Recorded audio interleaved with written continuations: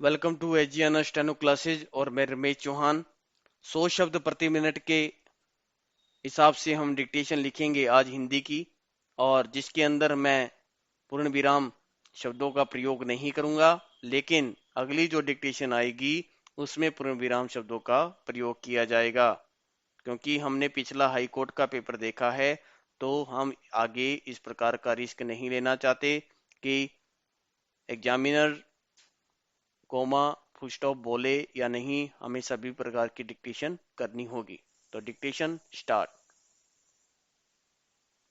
माननीय अध्यक्ष महोदय, आज बहुत ही अहम दिन है। आज पूरे भारत में महिला सशक्तिकरण की बात की जा रही है। हमारे सामने की बेंच पर बैठी हमारी बहन ने बहुत अच्छी बात कही कि हर क्षेत्र में महिलाएं आगे हैं। फिर चाहे वह क्षेत्र शिक्षा का हो, खेल कूद का क्षेत्र हो, हिमालय की चोटी को फतेह करने की बात हो या चंद्रमा पर जाने की, हर क्षेत्र में हर जगह महिलाएं पहुंच रही है। हम बार बार आरक्षण की बात कर रहे हैं। मैं चाहती हूं कि क्यों नहीं आज यहाँ जो माननीय सदस्य उपस्थित है, वे इस महिला आरक्षण बिल को पास कर दें। मैं चाहती हूं कि जो सदस्य इसके पक्ष में हैं, वे अपने हाथ उठाकर बताएं कि हम सब लोग पास करना चाहते हैं। यहाँ तो सभी माननीय सदस्य इस बिल को पास करना चाहते हैं।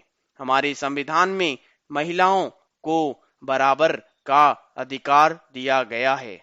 जब संविधान हमें बराबर का अधिकार देता है और हम हर क्षेत्र में आगे हैं, तो फिर हम यहाँ क्यों इस तरह की बात करते हैं कि विधान सभाओं तथा संसद के दोनों सदनों में महिलाओं को 33% आरक्षण दिया जाए।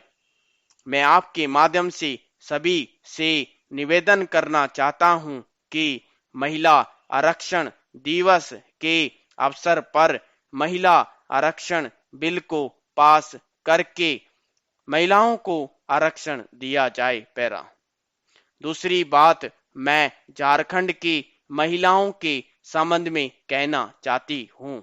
आज झारखंड की महिलाएं जो पढ़ी लिखी है या जो पढ़ी लिखी नहीं है, आज सभी रोजगार की खोज में शहरों में जा रही है।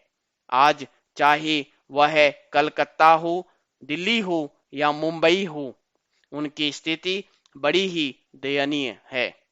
मैं अनुरोध करना चाहूंगी कि उनके लिए कोई खास कार्यक्रम दिल्ली या विभिन्न शहरों में चलाया जाए, जिससे कि वे अपने लिए काम पा सकें और अपनी जीविका चला सकें।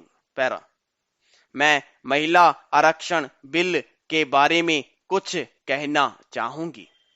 स्वर्गीय राजीव गांधी जी ने हमें आरक्षण दिया और आज हम पंचायतों में प्रतिनिधित्व कर रही हैं और हम करके भी दिखा रही हैं कि महिला कितना अच्छा काम कर सकती है।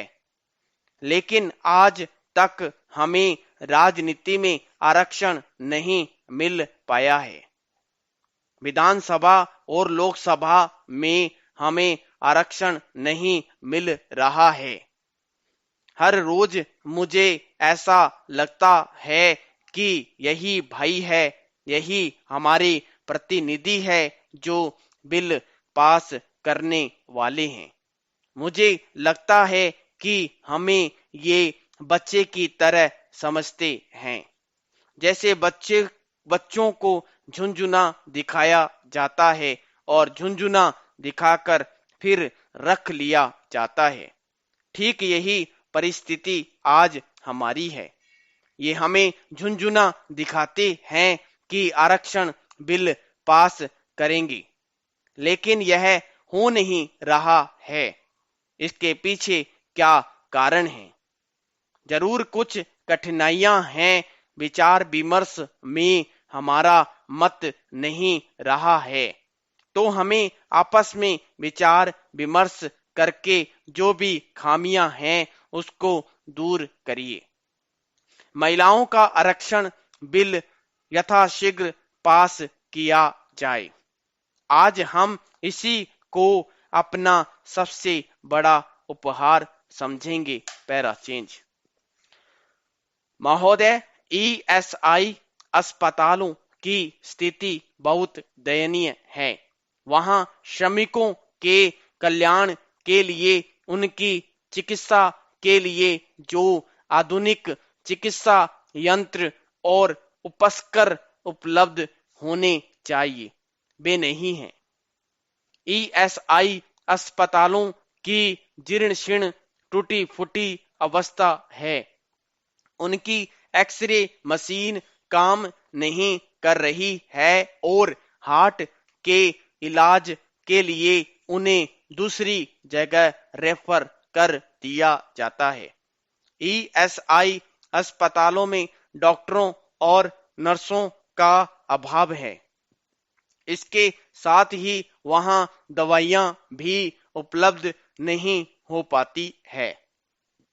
मैं आपके माध्यम से सरकार से जानना चाहता हूं कि देश के अंदर कर्मचारी कल्याण के लिए जो ईएसआई हॉस्पिटल्स चलते हैं, उनकी स्थिति में सुधार करने के लिए इस सरकार द्वारा क्या कदम उठाए जा रहे हैं। पैरा।